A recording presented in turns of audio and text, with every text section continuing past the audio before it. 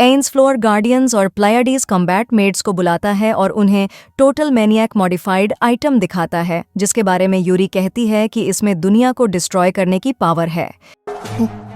Activate होने पर शॉल्टियर एक सेल्फ हेट पर्सन बन जाती है।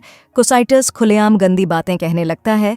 डेमियर्स अपनी बातों में अजीब रैंडम वर्ड्स जोड़ना शुरू कर देता है और ऑनरा और मारे ज्यादा बचकाना बिहेव करते हैं।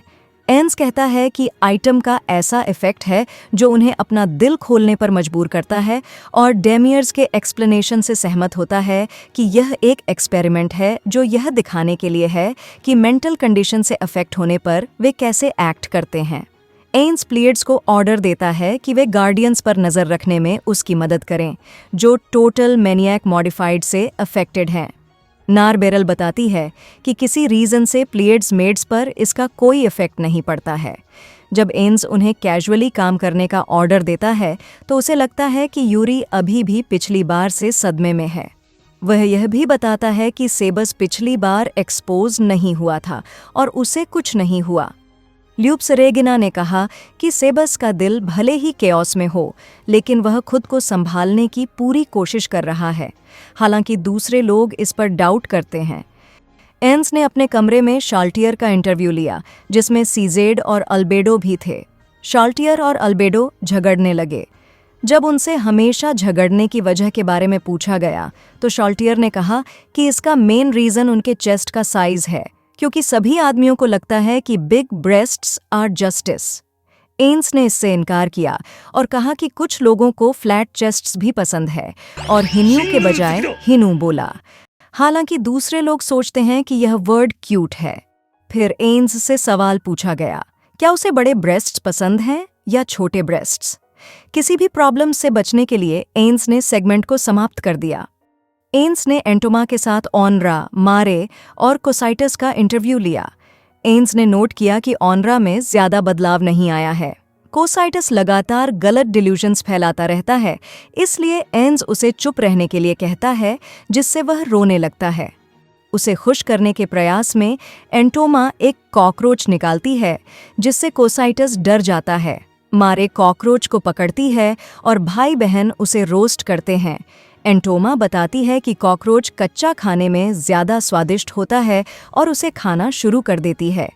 एल्बेडो को लगता है कि उसे एन्स ने बुलाया है और ल्यूप्स रेगिना मजाक में कहती है कि यह एक ऐसा हुनर है जो बड़े ब्रेस्ट वाले लोगों के पास होता है, जिससे शाल्टियर चौंक जाती है।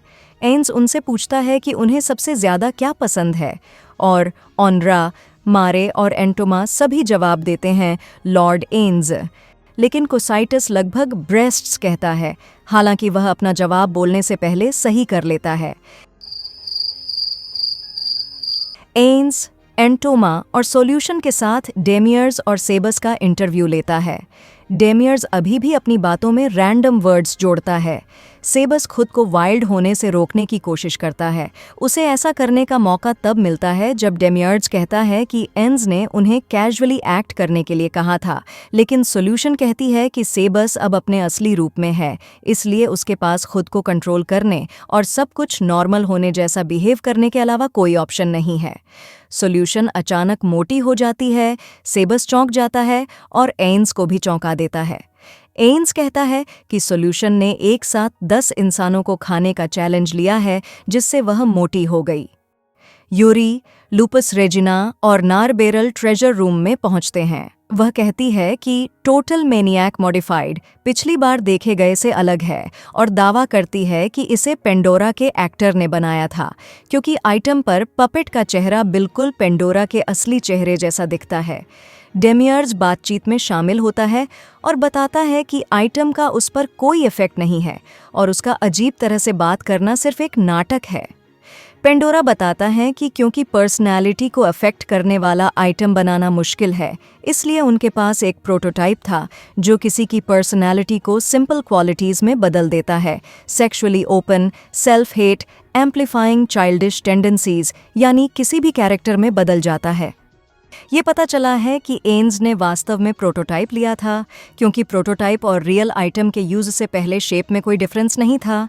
एन्स के कमरे में केओस फैल जाता है।